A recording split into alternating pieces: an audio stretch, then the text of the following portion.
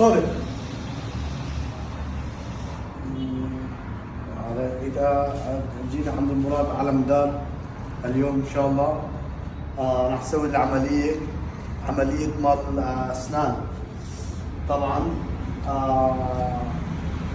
مراد على مدار، افتح حلقك تعال هون شوف مراد على مدار أسنانها الواجهة رايح. إن شاء الله إن شاء الله على القليل على القليل بعد هذا الفيديو نسوي لها أسنانها بعد عملية، بعد العملية نكملها. العملية يخلص إن شاء الله بعد تنظرنا. احكي مراد على مدار. والله ان شاء الله اكو مفاجأة بالاسنان، بعد ما اعرف، انتظروا مفاجأة.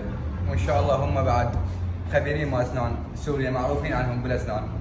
نمبر 1 مروان درجة أولى. اي والله.